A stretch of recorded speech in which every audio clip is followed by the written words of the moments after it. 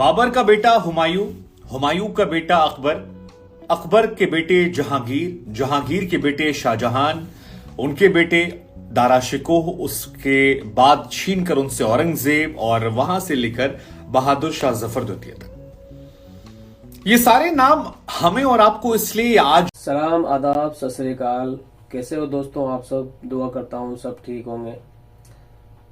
दोस्तों, आप तो जानते हो सरकारें आती है जाती है, बदलती रहती है, लेकिन ये सरकार ऐसी आई है कि इन्होंने बहुत कुछ बदल दिया, बहुत अच्छा किया, बहुत कुछ बुरा भी किया और कर रहे हैं। अब ये कौन सा काम करने जा रहे हैं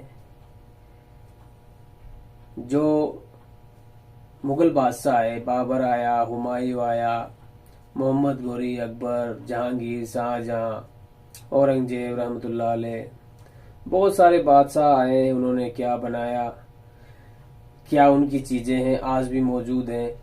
खास करके आप देख सकते हो यूपी के अंदर लाल किला है, बाबर का मकबरा है, अकबर का मकबरा है, आगरा का किला है, बहुत सारी चीजें हैं जो मुगलों ने बनाई 16वीं शताब्दी और 17वीं शताब्दी में।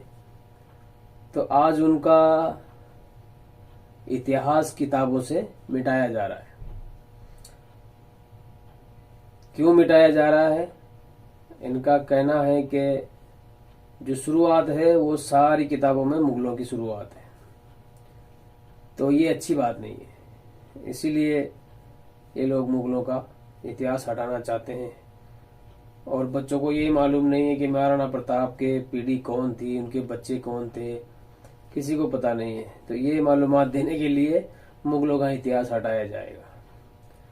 तो देखिए ये वीडियो। बाबर का बेटा हुमायूं, हुमायूं का बेटा अकबर, अकबर के बेटे जहांगीर, जहांगीर के बेटे शाहजहां, उनके बेटे दारा शिकोह, उसके बाद छीन कर उनसे औरंगजेब और वहां से लेकर बहादुर शाह जफर द्वितीय तक।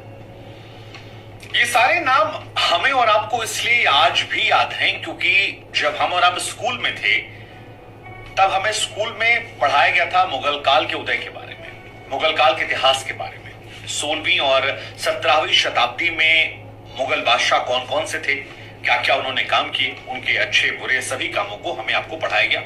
और आज जब हम और आप बड़े हो गए हैं या जो बच्चे बड़े हो रहे हैं उन्हें वो बात जुबान पर याद है क्योंकि ये बातें स्कूल में पढ़ाई गई थी, बिल्कुल पढ़ाई गई। लेकिन अब खबर आई है कि सीबीएसई और यूपी बोर्ड से मुगल काल के इतिहास की जो चीजें हैं उन्हें निकाल दिया जाएगा, हटा दिया जाएगा।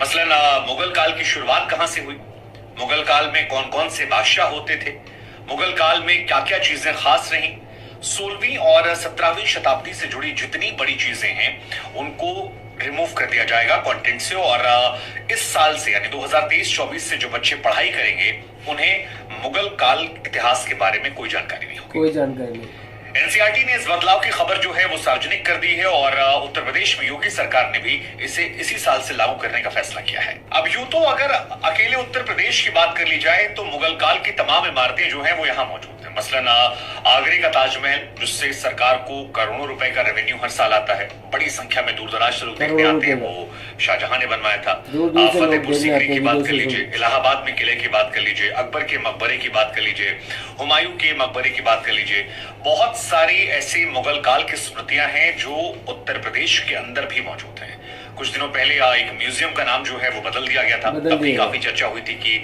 इसके नाम को लेकर विवाद क्यों रखा गया।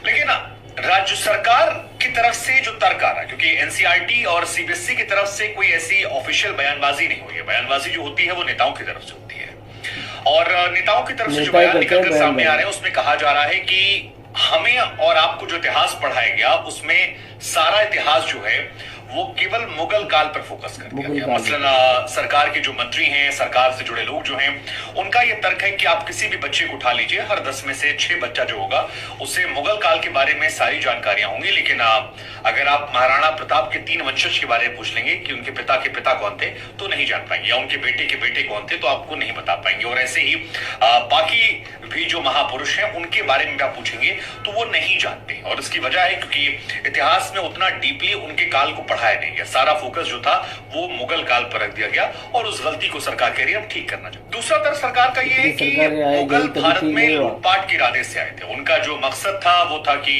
यहाँ पर लूटपाट की जाए। उन्होंने जजिया जैसा कर जो है हिंदुओं पर लगा दिया था, हिंदुओं की तमाम स्मृतियों को तोड़ दिया था, जिसमें बार बार वो कहते हैं कि देखिए चाहे वो अयोध्या में राजा राम का मंदिर हो, काशी विश्वनाथ में जो ज्ञानवापी मस्जिद है उसका जिक्र करते हैं, या फिर मथुरा में जो ईदगाह है उसका जिक्र करते हैं। कहते हैं कि यहाँ पर आकर उन्होंने तोड़फोड़ की, हिंदुओं की अस्मिता को चोट पहुंचाई, हमारे धार्मिक स्थलों को तोड़ा और इस वजह से वो पूजनीय नहीं है और हमें उनकी चीजों को हटाकर और भी जो इतिहास जुड़ी बातें वो पढ़ाना चाहिए। ये सरकार का तर्क है जब भाजपा की सरकार इस बात को रख रही है। दूसरी तरफ कई लोग ऐसे हैं जो इस बात की खुलकर मुखालफत कर रहे हैं, इसका विरोध कर रहे हैं। वो ये कह रहे हैं कि आप इतिहास को नहीं मिटा सकते हैं, इतिहास जो है वो इंटरनेट के दौर में मिल जाएगा, वो किताबों में नहीं तो संग्रहालयों में मिल जाएगा। आप पुस्तकों से हटा सकते हैं लेकिन सोशल मीडिया के दौर में इंटरनेट पर, वेबसाइट्स पर वो मिल जाएगा। साथ ही वो ये भी कहते हैं कि जितना ज्यादा आप इन्हें हटाने की कोशिश करेंगे उतना ही ज्यादा लोगों की दिलचस्पी जो है वो इन मुगलों के इतिहास को लेकर बढ़ जाएगी। उदाहरण के तौर पर वो लोग तर्क देते हैं कि जैसे प्रधानमंत्री की डॉक्यूमेंट्री आई थी, उसे बैन किया गया तो बड़ी संख्या में लोगों ने देख लिया, वैसे ही धीरे धीरे मुगलों के इतिहास को लेकर लोगों की दिलचस्पी जो है वो बढ़ जाएगी।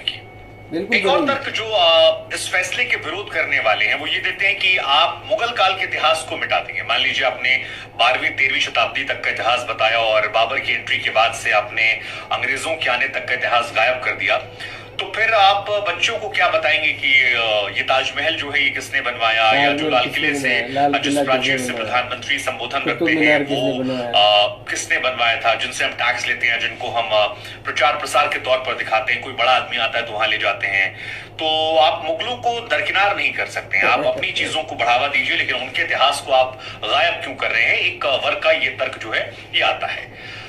अब इन दोनों तर्कों में कुछ कुछ बातें हैं जो सच हैं, कुछ कुछ बातें हैं जो एजेंडे के तहत है। मसलन मेरी सोच से मुझे लगता है कि ये बात सच है कि मुगल काल पर इतिहास में ज्यादा जोर दिया गया, हम सबको उनकी जानकारियां ज्यादा हैं, बाकी इतिहास जो है वो थोड़ा तुलनात्मक हमने कम पढ़ा है। लेकिन ये भी सच है कि हमारे इर्द गिर्द मुगल खान पान, मुगल संस्कृति जो है उसकी गहरी छाप जो है वो यहाँ छूटी हुई है और अगर आप उनके स्मारकों को अपना रहे हैं तो उनके इतिहास को आप मिटा नहीं सकते। आप अपनी चीजों को बढ़ा दीजिए, आप अपने जो अच्छाइयां हैं, आपकी जो ताकत रही है, आपकी जो संस्कृति रही है उसका प्रचार प्रसार आप ज्यादा कर दीजिए, बच्चों को ज्यादा पढ़ाइए। लेकिन लकीर बड़ी करने से मुझे लगता है शायद ज्यादा बेहतर होता है, मिटाने से थोड़ा कम होता है। लेकिन आपकी सोच इस पर क्या है वो भी आप जानना चाहेंगे। Themes of Indian history part 2 यही वो कॉन्टेक्स्ट है जिससे हटाया गया है जहां से मुगल काल को। हालांकि केवल यही नहीं हटाया गया है, कांग्रेस के उदय को लेकर, सोशलिस्ट के उदय को लेकर, कम्युनिस्ट के उदय को लेकर, यहाँ तक कि भाजपा की जो मूल विचारधारा रही है जनसंघ की, उससे जुड़े चैप्टर्स जो हैं उन्हें भी हटाया गया है और एक नए सिरे से पाठ्यक्रम को लाया जा रहा है। पाठ्यक्रम को इम्प्लीमेंट करने की बात जो है वो भी कही जा रही है।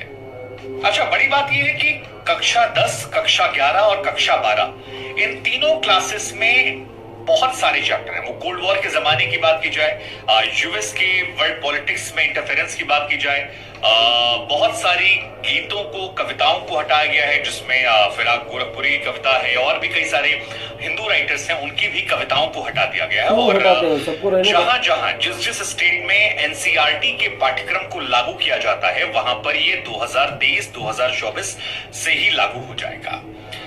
तो अब तो ये तय है कि ये हटने वाला है और इसको लेकर विरोध और समर्थन जो है वो दोनों आ रहा है। हालांकि योगी सरकार की बात की जाए तो योगी सरकार नाम बदलाव में भी बिलीव रखती है। आपको याद होगा कि इलाहाबाद जो नाम था वो अल्लाहाबाद से इलाहाबाद और फिर उसे प्रयागराज कर दिया गया। उसके पीछे भी योगी आदित्यनाथ का तर्क था कि पुराना नाम जो था वो प्रयागराज हुआ करता था, मुगल आए उस दौरान इलाहाबाद अल्लाहाबाद से हुआ और वापस हमने उसे रिस्टोर कर दिया। तो रिस्टोर करने की परंपरा उनका तर्क जो है। हमें लगा हम आपसे पूछते हैं कि इस पूरी खबर को लेकर आपकी सोच क्या है। आपको लगता है कि ये कदम सराहनीय है या आपको लगता है कि ये कदम जो है ये सही नहीं है, गलत तरीके से उठाया कदम है? आपकी इस पर सोच क्या है? और नाम बदलने से क्या बदल जाएंगी चीजें, लोग भूल जाएंगे? मुझे लगता है कि नई पीढ़ी से फर्क पड़ता है। जैसे हम लखनऊ के रहने वाले हैं, लखनऊ में हजरतगंज चौराहा है, बाद में उस चौराहे को शायद अटल चौक कर दिया गया, लेकिन लोगों की जुबान पर वही रहता है। लेकिन नई जनरेशन जो आती है, अगर इलाहाबाद एग्जांपल ले लीजिए, इलाहाबाद में अब जो बच्चे पैदा हो रहे हैं वो प्रयागराज कह रहे हैं। पिछली जनरेशन जो है उसकी जुबान पर इलाहाबाद ही है। आप हिंदू हो, मुसलमान हो, किसी भी धर्म से आते हो, आपकी जुबान पर इलाहाबाद है। लेकिन आज से 50 साल बाद जो बच्चे पैदा होंगे शायद उनकी जुबान पर प्रयागराज रहेगा, क्योंकि कॉपी में प्रयागराज लिखेंगे, बस स्टेशन, 50 साल लगेंगे, रेलवे स्टेशन, हर जगह प्रयागराज रहेगा। तो वो जो फ्रेंडली होंगे शायद वो प्रयागराज से होंगे, और यही शायद उनकी सोच है कि पुरानी चीजों को रिस्टोर किया जाए। लेकिन जो दूसरा तर्क आ रहा है कि आप नाम बदल सकते हैं, लेकिन उनकी स्मृतियों को कैसे मिटाएंगे आप, क्या उनके भी नाम बदल देंगे आप? तो हमें लगा हम आपसे पूछते हैं कि योगी आदित्यनाथ या सेंट्रल गवर्नमेंट या सीबीएसई बोर्ड की तरफ से जो नाम बदलने और मुगल काल को हटाने की शुरुआत हुई, आपकी नजर में सही है, आपकी नजर में गलत है? आपके पुराने जो राजा महाराजा थे उनके साथ न्याय है या मुगलों के साथ यह अन्याय है? आपकी इस खबर को लेकर सोच क्या है, जरूर हमें कमेंट करके बताइएगा कि आप इस विषय पर क्या सोचते हैं। मुस्लिम बादशाहों का, हिंदू राजाओं का, सबका इतिहास मौजूद है। गूगल पे, यूट्यूब पे, फेसबुक पे, कहीं से भी निकाल सकते हैं हम लोग। ऐसे मिटाने से कुछ नहीं होगा। हाँ, अगर आपकी कुछ अच्छाइयाँ हैं, जैसे महाराणा प्रताप है, महाराणा राजा कुंभा है, कोई भी राजा है, तो उनकी अच्छाइयाँ बयान करो, आप इतिहास पढ़ाओ उनका। सही है ना दोस्तों? तो आपको ये वीडियो कैसा लगा दोस्तों? आपको अगर ये वीडियो अच्छा लगा तो वीडियो को लाइक और चैनल को सब्सक्राइब जरूर करें। नेक्स्ट जानकारी हम आपको दूसरे वीडियो में देंगे। तब तक के अल्लाह हाफिज।